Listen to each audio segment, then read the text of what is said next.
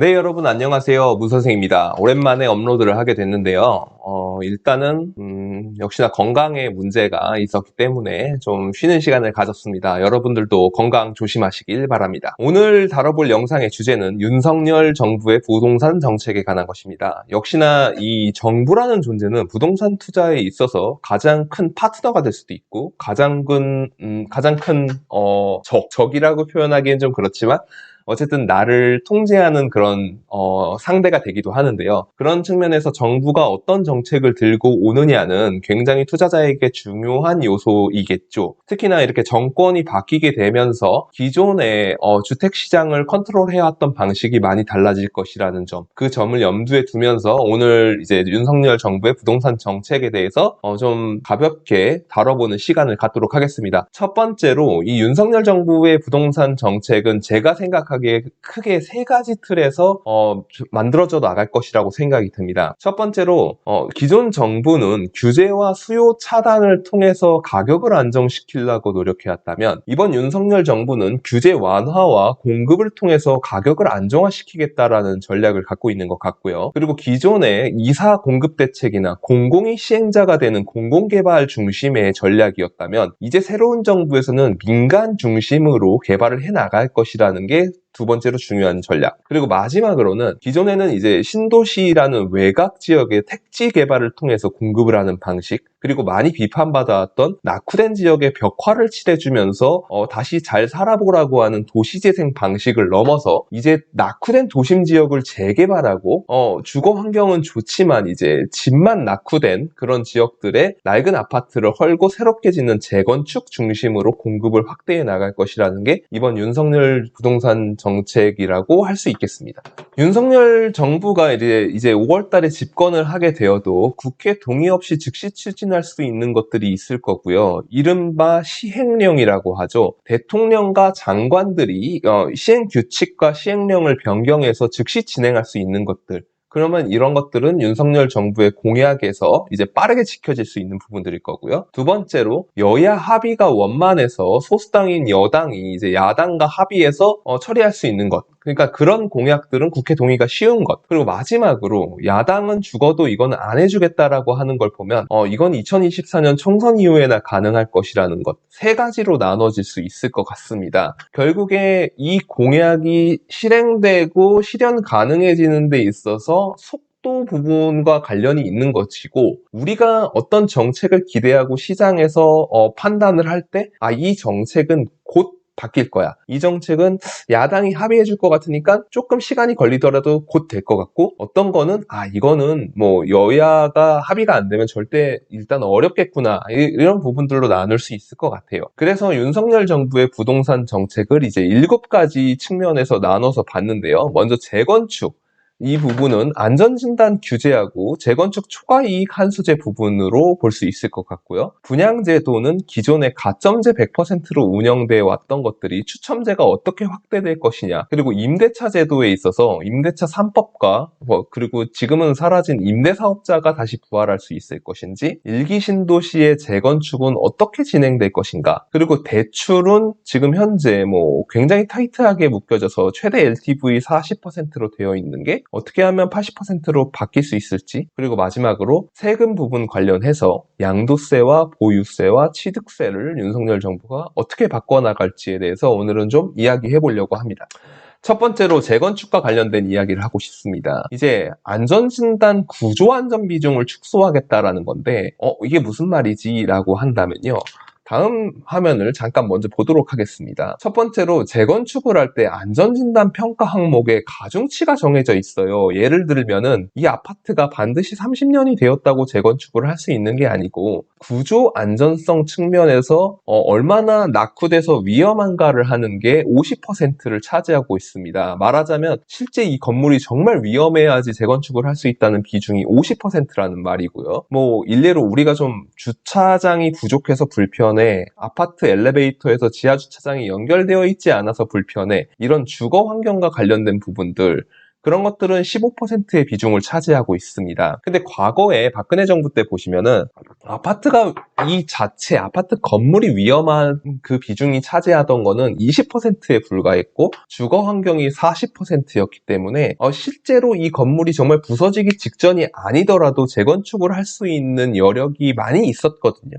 근데 이제 2018년에 문재인 정부에서는 이 재건축과 재개발을 하게 되면 투기 심리가 살아난다는 이유로 이 정말로 위험하게 낙후되지 않는 이상, 구조 안전에 지장이 있지 않는 이상 새롭게 짓지 말라고 이제 구조 안전성 비중을 50%까지 올렸습니다. 그러니까 사실 뭐 사람들이 뭐 목동, 노원, 그리고 일기 신도시인 분당, 평촌 전부 사람들이 거주하고 있고 건설사들이 성실하게 잘 지었기 때문에 30년이 넘었다고 한들 이게 정말 위험해서 부서진다라는 거는 사실 많이 없거든요. 특히나 여의도 가보시면 알겠지만 그 당시에 시범 아파트 단지 그런 데는 정말 잘 지은 건물들이기 때문에 뭐 소위 말해서 못도 안 박힌다 이런 정도로 안전하게 지어는 놨어요. 반면에 이제 정말 주차장은 막 이면 주차하고 뭐 3중 주차까지 해서 겨울에 그 차를 밀 수도 없고 정말 난감한 그런 주거 환경에서 어려운 점들이 있는 거는 재건축 요소로 크게 받아들여지지 않았거든요. 근데 이 부분이 이 비중을 조절하는 게 결국에는 대통령의 시행령으로 가능한 부분이라는 거죠. 뭐 국토부 장관의 시행령일 수도 있을 텐데요.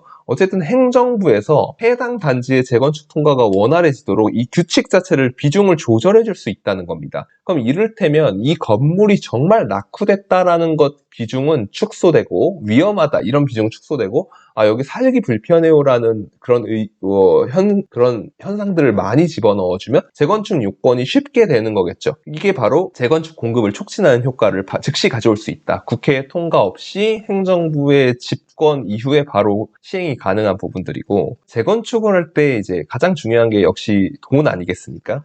이 재건축을 함에 있어서 말하자면 사업성 그러니까 거기 거주하고 있는 분들이 큰 돈 안 들이고 새 집을 받을 수 있도록 해주는 부분을 개선해 주려면 재건축 초과 이익 환수제를 조정해 줘야 되는데 이건 국회에서의 법 개정이 필요한 부분입니다. 그래서 재건축 수익성을 개선해 줄 수 있는 부분은 아직까지는 여야 합의가 필요한 사안이다. 그렇게 되면 재건축에 있어서는 구조안전 비중 축소라는 부분은 즉시 집행될 수 있고 초과 이익 환수제 같은 부분은 여야 합의가 필요하기 때문에 시간이 조금 걸릴 수 있다. 이렇게 생각할 수 있을 것 같습니다.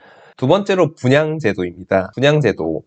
그러니까 이제 문재인 정부에서 청약제도로 굉장히 많이 비판받았던 게 어떤 거였냐면요. 가점 100%입니다. 전용 면적 32평 이하는 가점제 100%로 한다. 이게 참 논란이 많았는데요. 말하자면 이런 거였어요. 오래 무주택인 상태를 유지해오고 식구가 많은데도 무주택이었던 분들에 대해서는 가점이 높기 때문에 이분들에게 주택이 돌아갈 수 있게 해줘야 된다라는 차원에서 32평 이하는 가점 100%로 했는데요. 이게 어떤 문제를 불러일으켰냐면요. 2030, 특히 뭐 30대 초중반의 그런 신혼부부들이 주택을 청약으로 한 개라도 받을 수 있다는 희망이 있어야 전세를 2년, 4년, 6년, 8년 정도 하다가 청약을 받고 이런 모델이 되면서 패닉 바잉을 안 할 수가 있는데 주택 가격은 하루가 무섭게 올라가는데 내가 가점을 쌓으려면 60살은 돼야 되고 애는 3명은 있어야 되고 노부모도 부양해야 될 것 같고 이거 영 답이 없는데 그러니까 주택 가격이 올라가는 걸 보고 놀래서 패닉 바잉을 했던 거거든요. 이 부분이 굉장히 많이 비판을 받아왔는데 결국에 정부라는 건 이 정부의 공적 권력을 통해서 사회적 자원을 배분하는 건데 이제 가점 100%로 이 32평의 국민평형이라고 하는 선호되는 주택을 가점으로만 배분하다 보니까 여기서 소외된 사람들이 시장으로 패닉 바잉을 하러 뛰어나오는 그런 결과가 나타났던 거죠. 그래서 윤석열 정부에서는 이제 이거를 좀 더 세분화해서 24평이라고 하는 전용 59제곱미터는 가점 40%, 추첨 60% 이런 식으로 운영을 하고 24평 이상이면서 32평 이하인 그런 아파트들에 대해서는 가점 70%, 추첨 30%로 젊은 층도 추첨을 받을 수 있게 함으로써 패닉 바잉을 하지 않게 해주겠다. 그런 부분들이 있고 반면에 이제 가점이 많은 분들이 억울할 수 있으니 32평 이상의 대형 아파트는 가점제 비중을 80%까지 늘려서 이분들에게 기회를 많이 주겠다 이렇게 하고 있습니다. 저는 개인적으로는 이 32평 이상 아파트에서 가점 100%를 해주고 분양가 상한제는 이쪽에다 걸어줌으로써 좀 오래 기다린 분들이 대형 평수를 지불할 능력은 되는데 사실 거기가 너무 천정부지로 가격이 올라가면 안 되기 때문에 좀 가격을 누를 수 있도록 상한제는 그쪽에다 먹여주고 이 소형 주택에 관해서는 추천 100%로 하되 분양가 상한제를 좀 완화해주면 어떨까 옛날부터 생각했는데요. 그런 방향으로 좀 돌아가는 것 같아서 다행인 것 같습니다. 임대차 제도에 대해서 말해보고 싶습니다. 일단 첫 번째로 이 주택 임대 시장을 정부가 관리하는 방법은 채찍과 당근 두 가지로 이루어져 있습니다. 먼저 채찍은 임대차 3법이라고 할 수 있는데요. 첫 번째로 계약갱신 청구권 2년을 살고 추가로 2년 계약 가능한 거를 이제 그 계약을 갱신할 수 있는 권리를 세입자에게 주는 게 계약갱신 청구권. 두 번째, 임대차 신고를 반드시 해라. 2021년 6월 1일부터는 이제 권고사항으로 등록을 하는 거였고, 올해 6월부터는 의무화됩니다.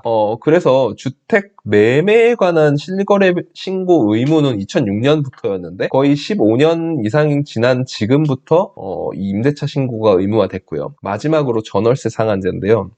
일단 새롭게 갱신을 할 때 5%의 그 금액만 올릴 수 있게 만들었죠. 그래서 이게 임대 3법이라고 불렸는데, 이거는 사실 2020년도에 더불어민주당이 180석의 의석을 얻고 나서 임대 가격, 서울 수도권의 전세 가격이 급등하기 시작하자 사실 그때 공급이 감소하면서 급등했던 건데요. 이거를 막기 위해서 이제 2+2 계약 가능하게 하고 5%만 전월세를 올려라 이렇게 법을 만들었죠. 이 말인즉 반대로 생각하면은 임대 3법에서 여야가 합의하지 않는 이상 이게 쉽지 않다. 이건 좀 시간이 걸릴 것 같다. 이렇게 되고요.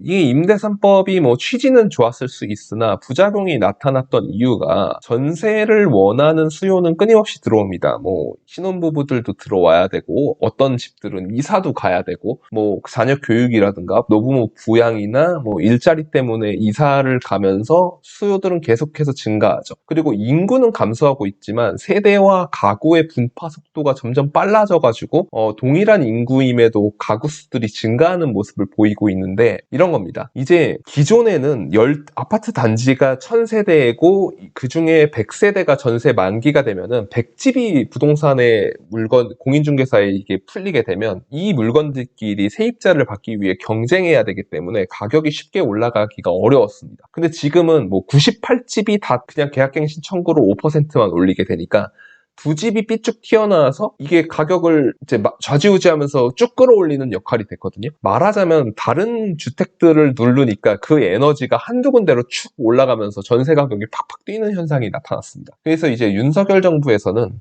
집주인 입장에서 당근인 주택임대 사업자를 부활시키겠다 이렇게 하는 거죠. 주택임대 사업자라는 건 뭐냐면요, 가령 뭐 24평 이하의 공시가 몇 억 이하의 아파트를 사서 임대를 주고 그 세입자에게 뭐 계약갱신 청구권을 부여하면서 5% 이내 인상으로 5년 뭐 혹은 8년 혹은 10년으로 세를 주면은 그 집주인에게 세제 혜택을 주는 거죠.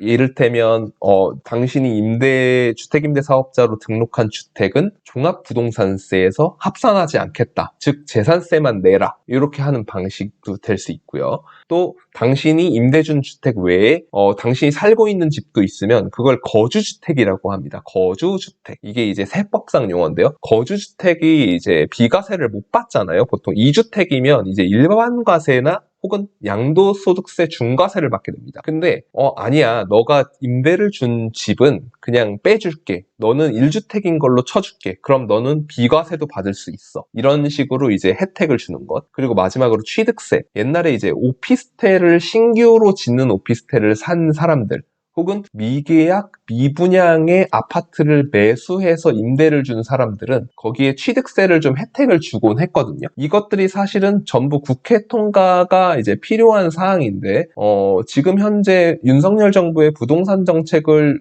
이렇게 계획하고 돌리고 있는 사람이 심교원 교수님인데 이분이 오늘 발표한 거를 보면은 이 국회에서 야당을 설득해서 이 부분을 통과를 시키려고 하는 의지가 있습니다. 그래서 이 부분은 여야 합의가 필요한 부분이지만 그래도 전세 가격 안정을 위해서는 어느 정도 조속하게 통과되지 않을까라는 생각이 들고요. 제가 강조하고 싶은 거는 이 주택 투자를 하시는 분들이나 좀 관심을 가지시는 분들은 임대사업자가 부활하면 반드시 이거를 해야 됩니다. 뭐 유럽에서는 땅을 오랫동안 가진 분들이 지주가 돼서 뭐 굉장히 오랫동안 자산을 형성했고 그런 거에서 소외된 분들을 배려하는 차원에서 복지가 발전한 그런 역사들이 있는데요. 한국도 자본이 축적되고 이렇게 자산이 형성되는 국가가 되었기 때문에 임대사업자를 내고 정말 지주처럼 살 수 있는 사람과 아닌 사람이 나눠질 수 있기 때문에 이 부분을 좀 잘 봐서 정부가 주는 혜택을 잘 활용해서 좀 재테크를 하는데 활용할 필요가 있다라는 부분을 말씀을 드립니다. 네 번째로 이제 일기 신도시인데요. 재건축 요건 중에 안전진단 강화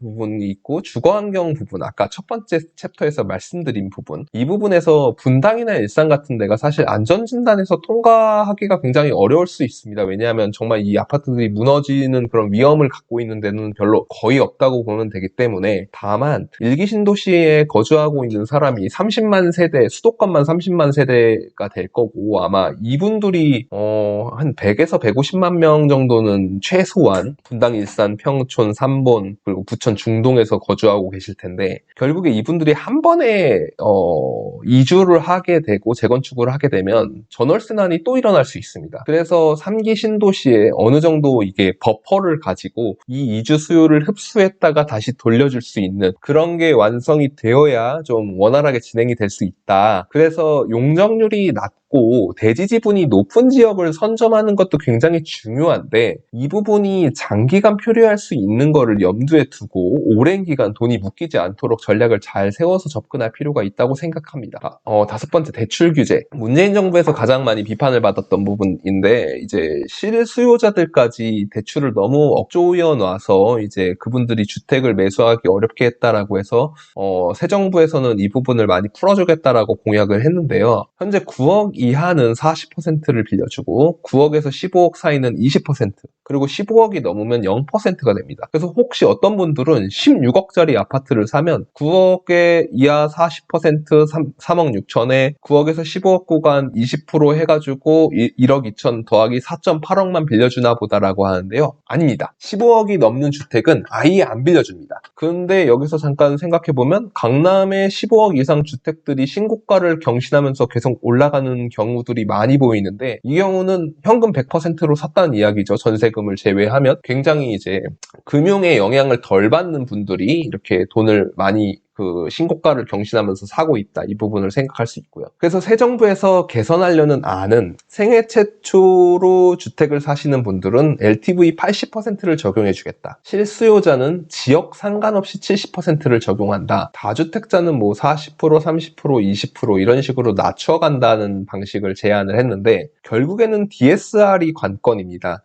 총 부채 상환 비율, 그러니까 말하자면 여러분들이 내려는 주택담보대출 비중, 뭐 전세자금 대출, 마이너스 통장, 신용잔고, 이번 달 카드값, 자동차 할부, 이 모든 걸 포함해서 여러분의 급여로, 소득으로 이를 갚을 수 있을지 상환 능력을 측정하는 게 DSR인데요. 이 DSR까지 풀게 되면 가계부채라는 뇌관이 한국의 경제의 위험 뇌관이라고 지적되어 온 게 벌써 10년이 넘었기 때문에 이 부분의 뇌관을 과연 그렇게 쉽게 풀어줄까? 이런 생각은 듭니다. 왜냐하면 결국에는 실수요자들만 좀 보호를 해주고 다주택자들의 투자는 너희들 돈으로 해라라는 것도 사실 사회적 관점에서 맞을 수도 있거든요. 그래서 그런 부분이고, 이거는 즉시 실행이 가능합니다. 금융위를 통해서 가능한 사안이기 때문에 야당의 협조 없이 행정부의 집행으로 가능한 부분이기 때문에 생애 최초 LTV는 풀릴 것 같고 실수요자 일괄 70% 적용될 것 같지만 DSR은 주목해야 된다. 네, 여섯 번째로 세금제도 개편입니다.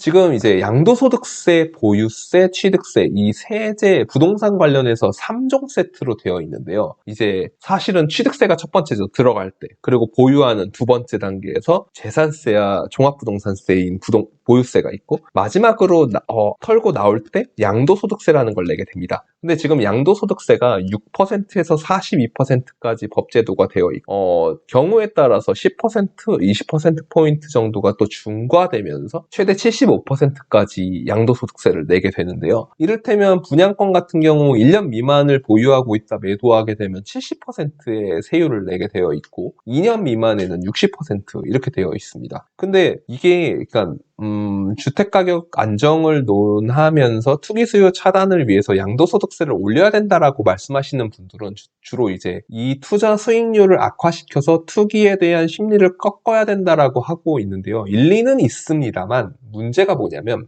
사람이 이거를 주택가격 올라가는 게 더 크면 보유하려고 들지 그 비싼 세금을 내면서 팔려고 하질 않습니다. 그래서 양도소득세가 올라가면 올라갈수록 매물 잠김이 많이 생기고 매물이 많이 잠기게 되면 이 팔리는 거래량이 줄어들기 때문에 말하자면 매물수의 경쟁이 감소하기 때문에 가격이 올라가기 쉬워집니다. 근데 이제 매물 잠김을 해소하기 위해서 양도소득세를 일반과세로 풀어주는 것.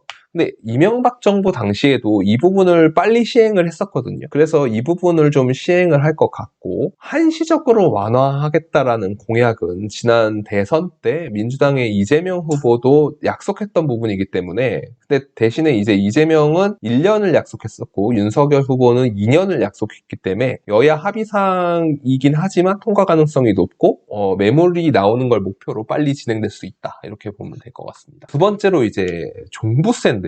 종합부동산세를 누구는 월세 종합부동산세가 포함되어 있지 않냐 이런 말도 하는데 전혀 사실이 아니고요. 종합부동산세라는 거는 이제 주택당 상가 모든 것들을 통합해서 공시지가 인당 다주택자의 경우에는 6억 원이 넘으면 부과하는 세금입니다. 근데 이제 이 종합부동산세는 재산세와 별개로 만들어져 있어요. 재산세는 7월과 9월에 부과가 되고요. 종합부동산세는 12월에 부과가 됩니다. 종합부동산세의 문제점은 이제 지나치게 누진적이라는 게 문제로 지적되어 왔는데요. 이제 다주택일수록 세금을 굉장히 많이 내게끔 만들어 놨습니다. 그래서 이제 종합부동산세 개편은 결국에는 국회에서의 법 개정이 필요한 상황이기 때문에 이게 그렇게 빨리 될 거라고 생각하기는 어렵습니다. 다만 종합부동산세를 낼 때 그 세금이 나오게 되는 원리가 공시가격 곱하기 공정시장가액 비율 곱하기 세율 이렇게 됩니다. 그럼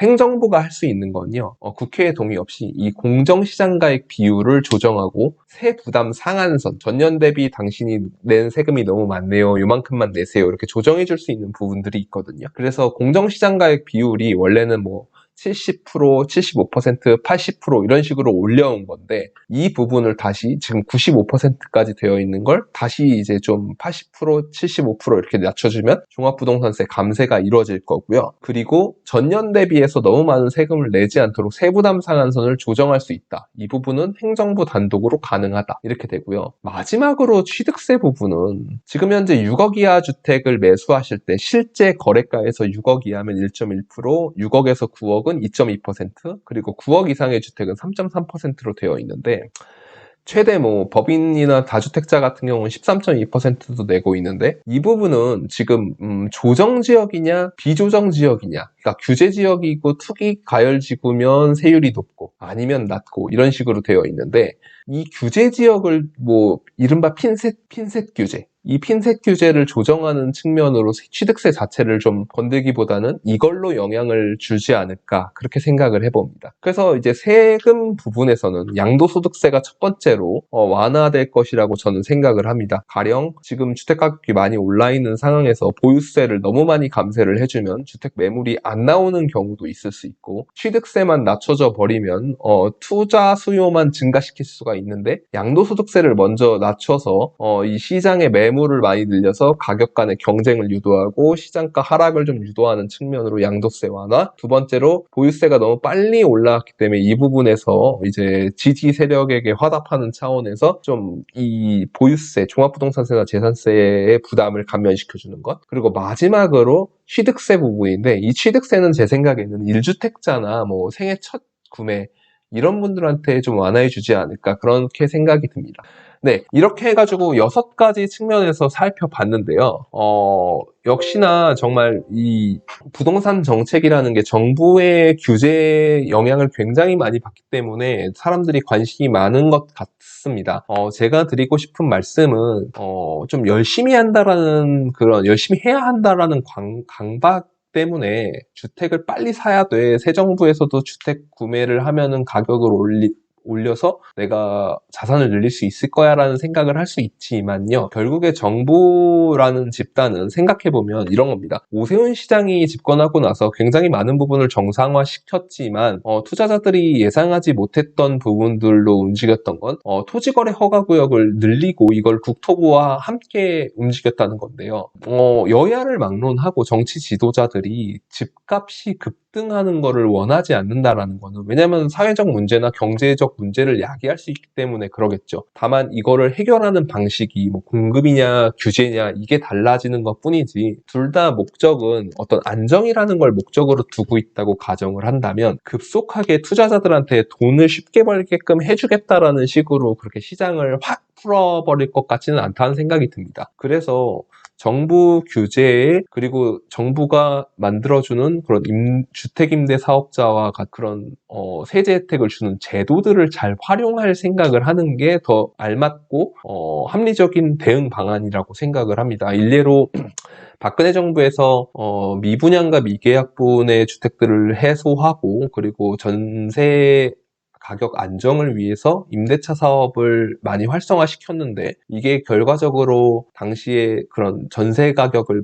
굉장히 많이 안정시켰었고 결국에 다주택자를 주택을 공급하는 임대사업자로서 정부가 파트너로 간주를 해주었기 때문에 그분들도 돈을 많이 벌 수 있었고 전월세 가격의 안정을 기여할 수 있었거든요. 그래서 그렇게 생각을 하시고 차분하게 정책을 지켜보시면서 접근을 하면 물리지 않는 투자 그리고 안정적인 수익을 올릴 수 있는 기회들이 만들어지지 않을까라고 생각하고 있습니다. 네, 앞으로 정책이 또 발표되면요 그거에 대한 팔로우업 영상을 만들도록 하겠습니다. 오늘도 시청해 주셔서 감사하고요. 여러분들도 건강 조심하시고 코로나 조심하시길 바랍니다. 네, 좋아요와 구독하기 부탁드립니다. 고맙습니다.